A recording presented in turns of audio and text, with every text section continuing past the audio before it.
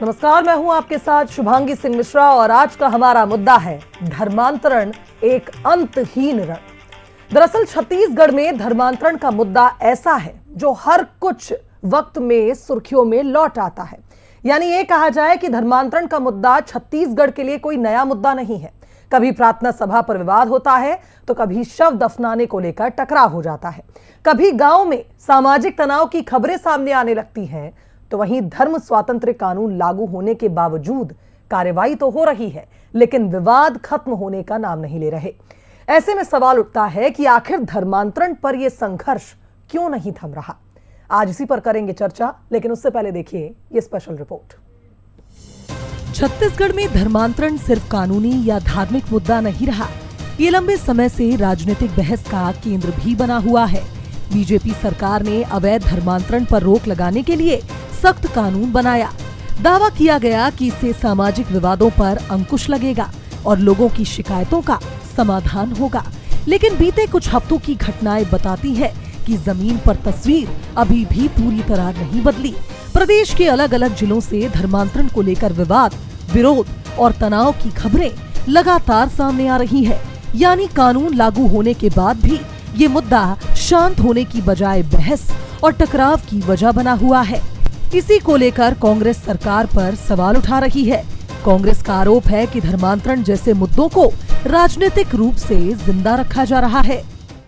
देखिए, भारतीय जनता पार्टी, मैंने पहले भी कहा, ऐसे मुद्दों को जिंदा रखना चाहती है। धर्मांतरण का ऐसा मामला हो गया, जो वातावरण भारतीय जनता पार्टी ने यहाँ बना कर रखा है, मैं नहीं समझता कि आने वाले दिनों में इस प्रदेश को या देश को जाति और धर्म के नाम पर बांटने का काम भारतीय जनता पार्टी कर रही है। अगर इनके पास कोई बड़ी योजना, बड़ी स्कीम, ये देश के हितैषी होते, देश की जनता की पैरवी करते, तो इसको कैसे रोकना है उसका काम करते। लेकिन ये आग जल रही है, उसमें घी डालने का काम करते हैं। धर्मांतरण का मुद्दा सामने आते ही राजनीति भी दो ध्रुवों में बंट जाती है। कांग्रेस इसे सामाजिक सौहार्द बिगाड़ने वाला मुद्दा बताती है, तो बीजेपी इसे अवैध गतिविधियों पर कार्रवाई और सांस्कृतिक पहचान की रक्षा से जोड़ती है। सरकार का कहना है कि अब शिकायतों पर कार्रवाई हो रही है, इसलिए मामले सामने आने लगे हैं। वहीं विपक्ष का तर्क है कि कार्रवाई से ज्यादा विवाद चर्चा में है। नतीजा ये है कि हर घटना के बाद बहस और आरोप प्रत्यारोप तेज हो जाते हैं, लेकिन स्थायी समाधान की तस्वीर अभी भी धुंधली नजर आती है। देखिए, जहां पर भी धर्मांतरण के मामले आ रहे हैं वहां पर कठोर और कार्यवाही हो रही है, और चूंकि कार्यवाहियां हो रही है इसलिए मामले निकल कर आ रहे हैं। पहले कार्यवाही नहीं होती थी तो मामले निकल कर नहीं आते थे। आज कार्यवाहियां हो रही है तो मामले निकल कर आ रहे हैं। किसी भी कीमत में छत्तीसगढ़ में धर्मांतरण को मान्यता नहीं मिलेगी।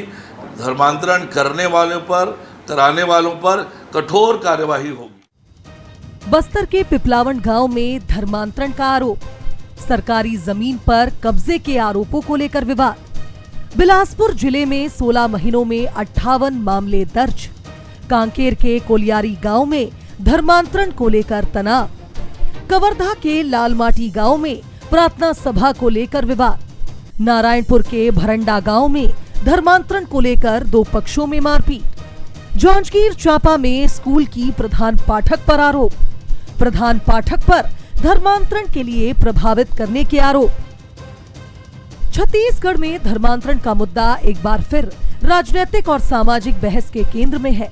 कानून मौजूद है, कार्रवाई भी हो रही है, लेकिन विवादों का सिलसिला थमता नहीं दिख रहा। यही वजह है कि धर्मांतरण अब सिर्फ आस्था या कानून का विषय नहीं है, ये लगातार चलने वाला एक सामाजिक और राजनीतिक संघर्ष बन गया है, क्योंकि हर नए विवाद के साथ बहस फिर शुरू होती है। शायद यही वजह है कि छत्तीसगढ़ में धर्मांतरण का मुद्दा आज भी एक अंतहीन रण बनकर सामने खड़ा है। शिखर देवांगन, बंसल न्यूज, रायपुर। तो कुल मिलाकर ये कहा जाए कि भले ही छत्तीसगढ़ नक्सलवाद के खात्मे को लेकर लगातार आगे बढ़ रहा है, बस्तर में विकास की बात हो रही है, नक्सलवाद तो शायद खत्म भी हो गया, लेकिन धर्मांतरण का ये दंश छत्तीसगढ़ आज भी झेल रहा है। ऐसे में बंसल न्यूज के कुछ सुलगते सवाल है। पहला सवाल तो यही है कि धर्म स्वातंत्र्य कानून के बाद भी धर्मांतरण विवाद लगातार क्यों सामने आ रहे हैं। सवाल तो यह भी बनता है कि क्या छत्तीसगढ़ में धर्मांतरण सामाजिक से ज्यादा अब एक राजनीतिक मुद्दा बन चुका है। और सवाल तो यह भी है कि क्या गांवों में बढ़ रहा तनाव कानून की कमजोरी है या सामाजिक संवाद की कमी? आज इन्हीं सवालों के इर्द गिर्द रहेगी हमारी चर्चा। उससे पहले मिलिए हमारे आज के मेहमानों से। बीजेपी के वरिष्ठ प्रवक्ता उमेश घोरमोड़े जी हमारे साथ जुड़ रहे हैं। उमेश जी, स्वागत करती हूं आपका। कांग्रेस के वरिष्ठ प्रवक्ता नितिन भंसाली जी हमारे साथ जुड़ रहे हैं। भंसाली जी, आपका भी स्वागत है। और वरिष्ठ पत्रकार अनिल द्विवेदी जी भी हमारे साथ पैनल में मौजूद है। द्विवेदी जी, आपका भी स्वागत है। द्विवेदी जी, सवाल अब यह है कि एक ऐसा कानून आता है छत्तीसगढ़ में जिसमें आजीवन कारावास का भी प्रावधान है, यानी एक कड़ा कानून आता है धर्मांतरण को लेकर। कानून आ गया, अमल होना शुरू हो गया। बीजेपी दावे भी कर रही है कि शायद कानून बनने के बाद केसेस इसलिए सामने आ रहे हैं क्योंकि वो रजिस्टर हो रहे हैं, लेकिन विवाद है जो थमने का नाम ही नहीं ले रहा। देखिए, जो ताजा विवाद आया है वो छत्तीसगढ़ के नारायणपुर से आया है। इसके पहले जशपुर और सरगुजा में भी कुछ प्रकरण और सामने आए थे। छत्तीसगढ़ सरकार ने धर्मांतरण विरोधी नया कानून एक लागू किया है और इस बार जो नए प्रावधान जुड़े हैं उसके मुताबिक अपराध यदि होता है, आरोपी पकड़े जाते हैं तो उन्हें कड़ी सजा होगी। और जब ये कानून पूरी तरह लागू होगा तो जो धर्मांतरण करने वाले उनके हौसले पस्त होंगे और धर्मांतरण की कार्यवाहियां रुकेंगी। देखिए, अभी तक सालों से संघ परिवार ये चिंता जताता आया था कि धर्मांतरण हो रहा है, लेकिन उस पर कान नहीं धरे जाते थे। उसे सांप्रदायिक करार दिया जाता था या उसे सनातन के पक्ष में बताया जाता था। लेकिन आपको याद होगा कि लगभग 4-5-6 साल पहले छत्तीसगढ़ में एक जिले में रहने वाले आईपीएस ने सरकार को ही पत्र लिखकर, जब कांग्रेस सरकार थी पिछले बार, तो उस आईपीएस ने पत्र लिखकर चिंता जताई थी कि धर्मांतरण हो रहा है और इसे रोकने की जरूरत है। और धर्मांतरण हो रहा था, वहां ईसाई मिशनरियां पहुंच रही थी, पादरी जो है जबरदस्ती धर्मांतरण आदिवासियों का कर रहे थे। इसलिए आदिवासियों में एक जागरूकता आई, आदिवासियों ने उनका विरोध किया। विरोध हुआ तो कुछ हिंसक घटनाएं भी हुई और उसके बाद पुलिस पर भी हमला हुआ, क्योंकि आप यदि ईसाई मिशनरियों को रोक नहीं पा रहे हैं तो आदिवासियों तो धर्मांतरण होते देखेंगे नहीं। इसलिए आदिवासियों ने भी उसका विरोध किया। जगह जगह चर्च तोड़े गए, पादरियों को भगाया गया, गांव में ईसाई मिशनरियों का प्रतिबंध ऐसा करके बोर्ड टांगे गए। बिल्कुल सारी घटनाएं या घटनाक्रम बताते हैं कि आदिवासी जो आमतौर पर सनातन धर्म का ही प्रतीक है, अंग है, उन्हें छल पूर्वक, लोभ के साथ, लालच के साथ, सेवा के नाम पर धर्मांतरित किया जा रहा है। और मैं आपको बताना चाहूंगा, मेरी एक ताजी पुस्तक धर्मांतरण पर ही आ रही है, उसमें बहुत रिसर्च करके मैंने काफी कुछ लिखा है। 1834 में जो सतनामी समाज है उसके धर्मांतरण करने का प्रयास एक अंग्रेज ने किया था और उसके चलते, उस घटना के चलते ही जो गुरु घासीदास बाबा थे, उनके जो दूसरे बेटे थे, उनकी हत्या की वजह भी वही मानी गई थी एक तरह से, कि पादरी जो है वो धर्मांतरण के लिए सतनामियों पर जोर डाल रहे थे। चलिए, ठीक है। और उन्होंने धर्मांतरण काफी संवेदनशील और गंभीर ये मुद्दा हमेशा से रहा है छत्तीसगढ़ में। और जिस तरह से द्विवेदी जी आपने बताया है, तमाम संघर्ष आदिवासियों ने भी किए और जिस तरह से पादरी का आपने जिक्र किया, चंगाई सभाएं हुई, लोगों को बरगलाया गया, लालच दिया गया। शायद यही वजह थी कि कानून की मांग लंबे समय से उठ रही थी और ना सिर्फ बीजेपी, कांग्रेस की ओर से भी लगातार ये बात कही गई कि इस पर एक कड़ा कानून आना चाहिए, जो कि आया भी। उमेश जी, सवाल अब यही है कि कानून तो कड़ा आया है, ऐसा कहा जाता है, क्या ये कमजोर पड़ रहा है या कानून कमजोर नहीं है तो इसको अमल कराने वाले कहीं ना कहीं चूक जा रहे हैं? आखिर इस तरह के विवाद जो बढ़ रहे हैं ये एक मैसेज दे रहे हैं कि आज प्रदेश में धर्मांतरण रोकने का कानून तो बन गया, लेकिन फिर भी लोग इससे परेशान हैं। देखिए शुभांगी जी, कानून कहीं कमजोर नहीं है और ना ही उस कानून को इम्प्लीमेंट कराने वाले लोग कमजोर हैं। दरअसल में कानून जो है वो सबको संरक्षण देने का, सबको विश्वास देने का और सबको विश्वास दे करके अपनी बात को सही जगह तक पहुंचाने का ना सिर्फ आत्मविश्वास देता है बल्कि उनको ये अधिकार देता है कि अपने साथ हो रहे अन्याय को वो खुल करके कानून की मदद लेकर के उस पर रोकथाम लगा सके। आज से पहले तक जब इस प्रदेश के अंदर में धर्म स्वतंत्र कानून नहीं था तब तक क्या स्थिति थी? अभी अनिल द्विवेदी बता रहे थे कि आईपीएस ऑफिसर एसपी पूर्व मुख्यमंत्री भूपेश बघेल जब मुख्यमंत्री थे पत्राचार करते थे। वर्ग संघर्ष की स्थिति है, अगर इस पर एक्शन नहीं लिया गया तो वर्ग संघर्ष हो सकता है। धर्मांतरित हो चुके लोग और जो मूल निवासी हैं उनके बीच स्थिति लॉ एंड ऑर्डर की हो सकती है। आंख कान मूंद करके पूरी कांग्रेस की सरकार खामोश बैठी रही। आईपीएस के अंदेशे सही हुए और वर्ग संघर्ष की स्थिति हुई। कमिश्नर को पत्र लिखना पड़ता है, कांग्रेस की पूरी सरकार सोई रहती है। इससे वहां के मूल निवासी जो इससे पीड़ित थे उनके आत्मविश्वास में कमी आई थी, वो मजबूर थे। लेकिन भारतीय जनता पार्टी की सरकार आने के साथ ही जब एक मजबूत और सशक्त कानून आया तो इस प्रकार के मामले लगातार निकल करके आ रहे हैं, क्योंकि लोगों को विश्वास है कि कानून के पास जाने से उनके साथ न्याय होगा। और लगातार मामले आ रहे हैं। अभी आपने ही बताया कि बिलासपुर के अंदर में 58 एफआईआर दर्ज हुए हैं। अभी 9 तारीख की ही बात है, कवर्धा के अंदर में जाकर के इस विषय में बाकायदा शिकायत की है। निश्चित तौर पर नारायणपुर के अंदर में भी वही स्थिति निकल करके आ रही है कि इस प्रकार की स्थिति थी, तो वहां पर इस प्रकार की स्थिति, वर्ग संघर्ष की स्थिति निर्मित हुई। मोर्चे पर पुलिस बल ने वहां पर कमान संभाली और वहां पर लॉ एंड ऑर्डर की स्थिति निर्मित नहीं हो पाई। अब जो पक्ष है उनकी शिकायत सुनी गई, शिकायत के आधार पर, जांच के आधार पर कानूनी कार्रवाई होगी और कड़ी से कड़ी कार्रवाई होगी। लेकिन जो कानून जो संरक्षण देता है जनता को, जो छत्तीसगढ़ की जनता है, हमारा सशक्त और मजबूत कानून छत्तीसगढ़ की 3 करोड़ जनता को संरक्षण देने का काम कर रहा है, उसी का नतीजा है। चलिए ठीक है, ये बात मैंने मानी। लगातार शिकायत हो रही है, जांच के आधार पर कार्रवाई हो रही है। नहीं, ये बात मैंने मानी कि आपने प्रयासों का जिक्र किया, आपने बताया कि किस तरह से स्थिति को संभालने का प्रयास भी हुआ। लेकिन भंसाली जी, इस बीच उमेश जी का कहना है कि कांग्रेस की सरकार जब थी तो उस दौरान ऐसे मामलों पर आप आंख मूंदे बैठे थे। इस पर आप क्या कहना चाहेंगे? क्योंकि प्रयासों की बात आ रही है तो फिर कांग्रेस ने भी तो कुछ समाधान निकाला होगा अपने कार्यकाल में।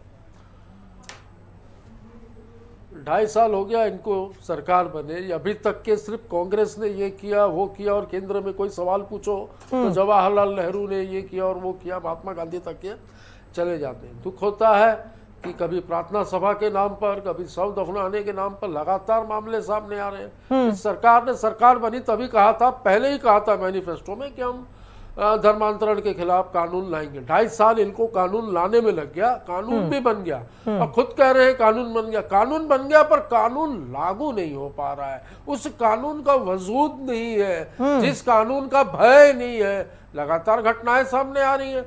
आपके सुकमा के ही एक सुकमा जिले में ही एक जगह प्रार्थना सभा हो रही थी, और प्रार्थना सभा हो रही थी वहां पर डंडा लाठी लेकर लोगों ने मारपीट की। तो क्या कानून ये अधिकार देता है? थाने है, पुलिस है, सब कुछ है आपके पास, तंत्र मंत्र सब कुछ है, आप उसका उपयोग कीजिए। आप कहीं न कहीं कानून का पालन करवाने में कमजोर पड़ रहे हैं, इसलिए इस प्रकार की घटनाएं सामने आ रही है। दूसरा, ये जब भी कोई ऐसी घटना घटित होती है तो आग लगी है उसको बुझाने के लिए पानी डालना चाहिए, ये घी डालते हैं ताकि वो आग और भभके। क्योंकि देश में या इस प्रदेश में महंगाई, बेरोजगारी या शिक्षा, बहुत सारे मुद्दे हैं। उन सारे मुद्दों से ध्यान भटकाने के लिए ये इस धर्मांतरण के मुद्दे को जिंदा रखना चाहते हैं, और लगातार इस प्रकार की घटनाएं होती हैं। आज 2.5 साल से ज़्यादा इस सरकार को हो रहा है।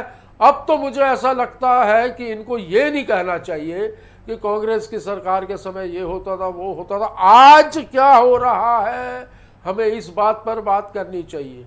जनता ने जनादेश दिया आपको, जनादेश इसलिए नहीं दिया है कि आप पिछली सरकारों को कोसे, आपको जनादेश दिया है काम करने के लिए। तो काम करिए, कानून बन गया है, कानून ले देंगे। 2.5 साल में कानून बना है। मुझे ऐसा लगता है जब कोई कानून बन जाता है, बंसाली जी, खत्म हो जाएगा। आपकी बात को आगे बढ़ाते हुए मेरा उमेश जी से सवाल यही है कि जब कोई कानून बनता है तो उसे अमली जामा पहनाने के लिए जनता के बीच जागरूकता भी जरूरी है। सामाजिक संवाद की कमी का सवाल बंसल न्यूज ने उठाया ही इसलिए है कि क्या इस तरह के मुद्दों को, जो इतना संवेदनशील रहा है, इसकी गहरी जड़ें रही हैं, इसका समाधान आपने निकाल पाया। कानून बन गया है, ठीक है, अच्छी बात है, लेकिन लोगों तक पहुंचे तो कि कानून किस तरह से काम करता है। देखिए, कानून को लेकर के जनता के बीच में जागरूकता और विश्वास का प्रमाण यही है कि लोग अपनी शिकायत लेकर के जा रहे हैं, उसमें बकायदा शिकायत हो रही है, जांच के आधार पर आगे कार्रवाई हो रही है, एफआईआर दर्ज हो रहा है। बिलासपुर का उदाहरण है 58 एफआईआर, 9 जून का उदाहरण है कवर्धा के अंदर में, वहां पर शिकायत, नारायणपुर का उदाहरण है, और ऐसे ही और भी उदाहरण है। ये कानून के प्रति जागरूकता भी है, कानून के प्रति विश्वास भी है, हमारे सरकार के प्रति भी विश्वास का प्रमाण है कि लोग निकल करके आ रहे हैं और एफआईआर कर रहे हैं, शिकायत कर रहे हैं, और किसी एक पक्ष के लिए नहीं है, ये किसी एक पक्ष के लिए नहीं है, तमाम पक्षों के लिए है। अरे उस वक्त कहा था कानून जब वर्ग संघर्ष, मुझे लगता है ऐसे मामले जब आते हैं तो तथ्यों और आंकड़ों पे बात करने की बजाय हम किसी बहस में ना फंसे, वो बेहतर होता है। संवेदनशील विषय है, सिर्फ कानून बनाने से बात नहीं बनेगी, शुभांगी जी, ये बहुत गंभीर विषय है, कानून का पालन, संवेदनशील विषय है, और कानून का भी पालन होगा, और जो अवैध धर्मांतरण के मामले जिनके ऊपर प्रमाणित होंगे उनके ऊपर कानून के तहत कठोर से कठोर कार्रवाई होगी। यही है, और ये जागरूकता बता मेरे रही पास है, आज वक्त की कमी है, लेकिन उम्मीद यही है कि इस कानून का सही ढंग से